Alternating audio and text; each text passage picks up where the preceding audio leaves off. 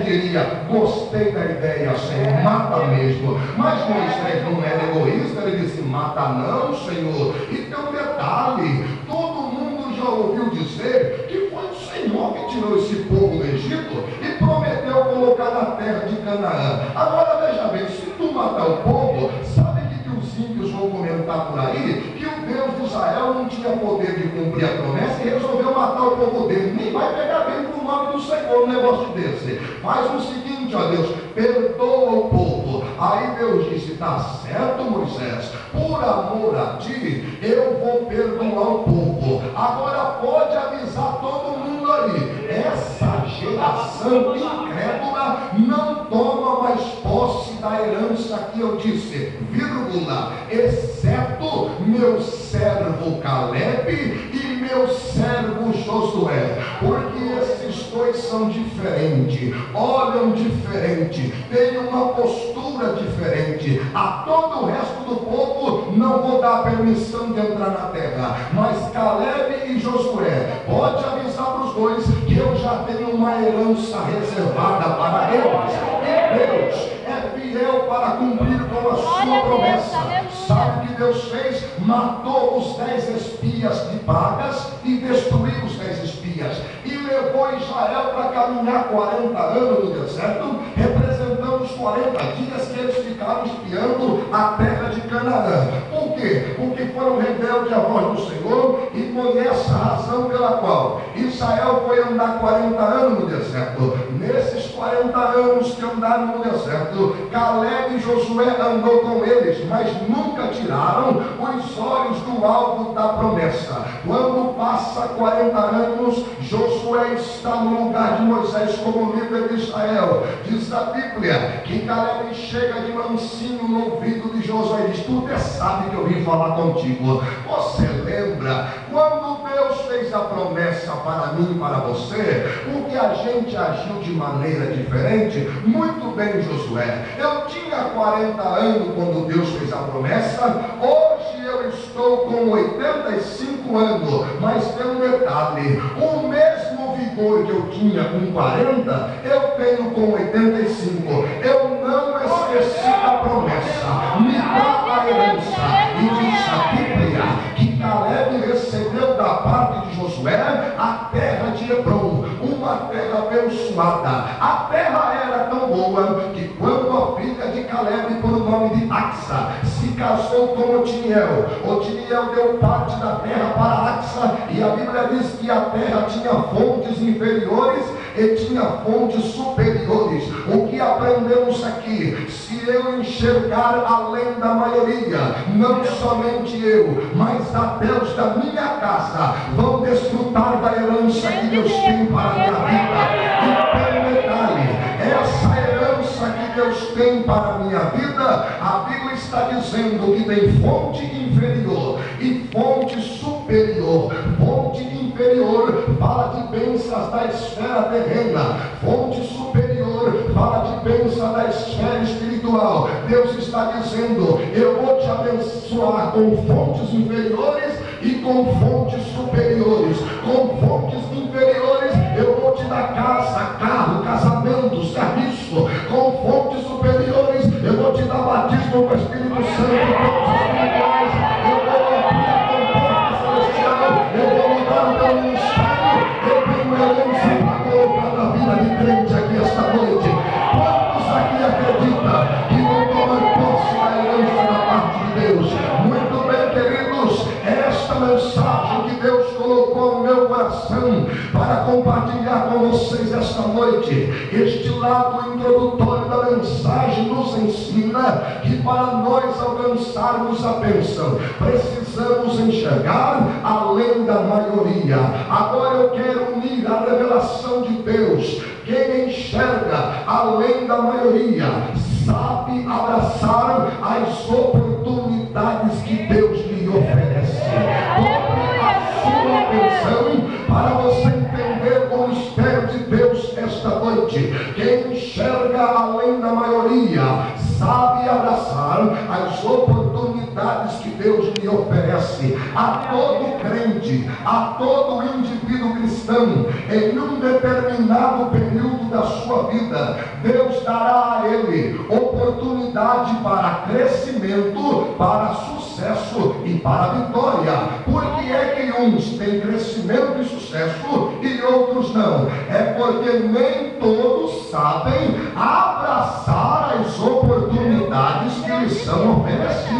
Mas a todo indivíduo Deus dá a oportunidade. Um exemplo ministerial: João Batista. Você já reparou que a Bíblia fala pouco dele? O ministério dele é curto, mas ele soube abraçar tão bem a oportunidade que o próprio Jesus disse: entre os homens nascidos de mulher, ninguém é maior do que João Batista. Soube abraçar. E o ladrão da cruz, minha gente, fez coisa errada a vida inteira. A única oportunidade que ele teve, olhou de cantinho para Jesus e disse: tu lembra de mim quando tu entrar no reino? Jesus olhou para ele e disse: ah, meu filho, ainda hoje tu vai estar comigo no paraíso. Olha para cá. O outro ladrão bobão ficou brincando com Jesus, perdeu a oportunidade. Você não é Jesus? Você não é filho de Deus? Então desce da cruz. Perdeu a oportunidade. O outro não. Tu é filho de Deus. Tu lembra de mim, Jesus? Tu lembra? Lembra, meu filho. Ainda hoje tu vai estar comigo lá. Em contrapartida, Judas Iscariotes andou com Jesus, caminhou com Jesus e deixou escapar a oportunidade que teve. Vovó me dizia que oportunidade é um animalzinho peludinho na frente e liso na costa. Quando aparecer, segure, porque depois que passar não pega nunca mais. E eu não creio em realidade, meu irmão. Esse culto aqui, por exemplo, quanta gente poderia estar aqui e ficou deitado assistindo novela. Pode receber bênção do outro culto, mas desse é só para mim e para você. Já pegou a oportunidade.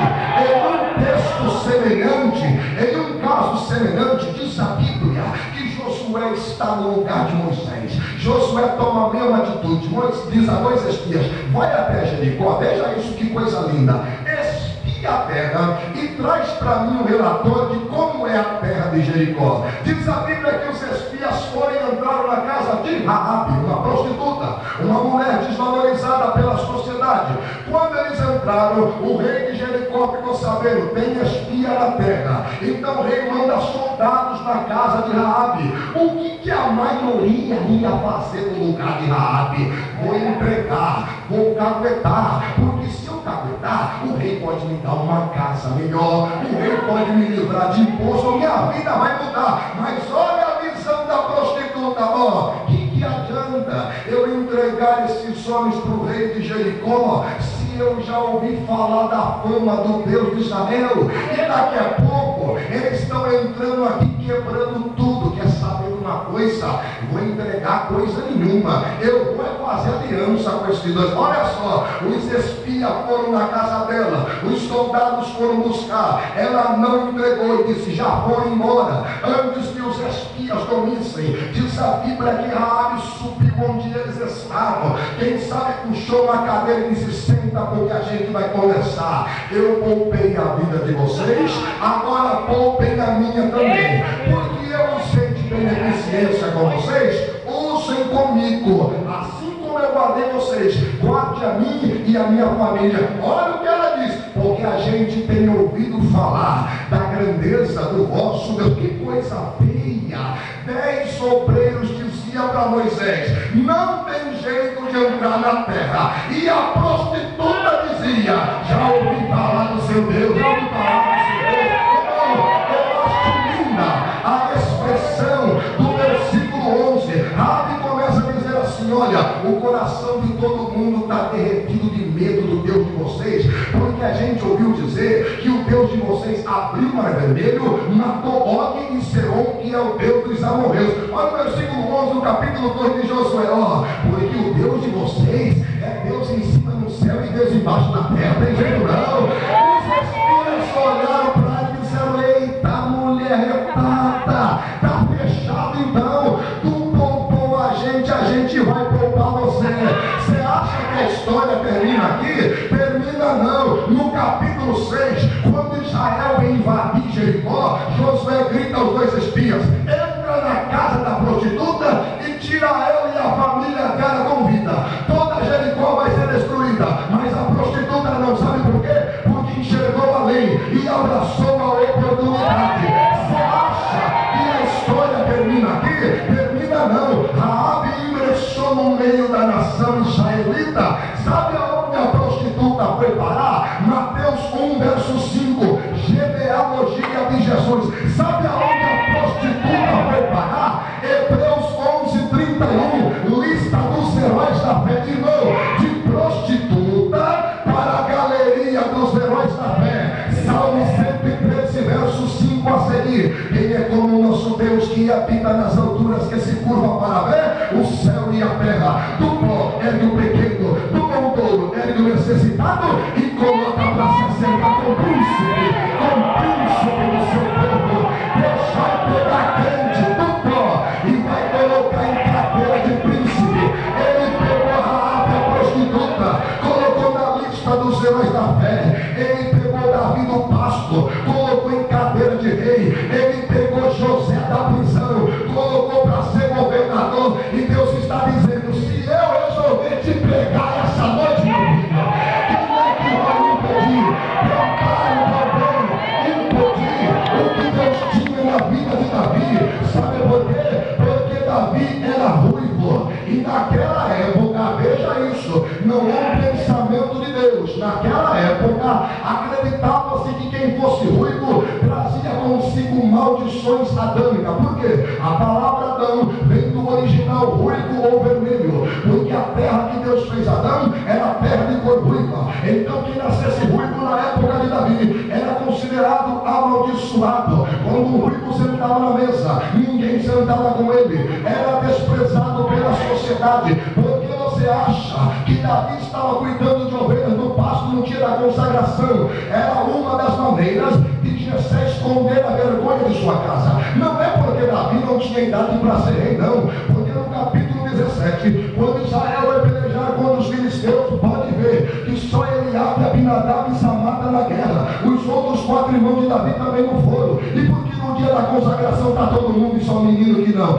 Vai para o pasto, menino, vai cuidar de ovelha. Joséfo dizia que Davi ainda cuidava de ovelhas malhadas e nem era de ovelha branca. Há uma diferença: cuidar de ovelha malhada e de ovelha branca, porque o rebanho andava com as ovelhas brancas no meio e a malhada ao redor. Porque quando o lobo ou o leão viesse atacar, ele atacaria a ovelha malhada, e perder a ovelha malhada não era tanto prejuízo quanto perder a ovelha branca. Sabe o que isso significa? Cuidar de ovelha malhada estava correndo risco de morte. Vai para o pasto, vai cuidar de ovelha. Todo mundo tentando esconder Davi. Aí vem o Salmo 89, versículo 20, Deus dizendo: achei Davi meu servo, e com santo óleo o ungi. Isto não significa que Deus não estava vendo ele antes, não. Em outras palavras, Deus estava dizendo: não adianta vocês tentar esconder o menino, porque eu já achei, eu já achei, eu já achei. Não adianta alguém tentar esconder essa obra, esconder essa igreja. Na agenda de Deus, Deus já te encontrou nesse ministério. É meu. Levante a mão para adorar a Ele.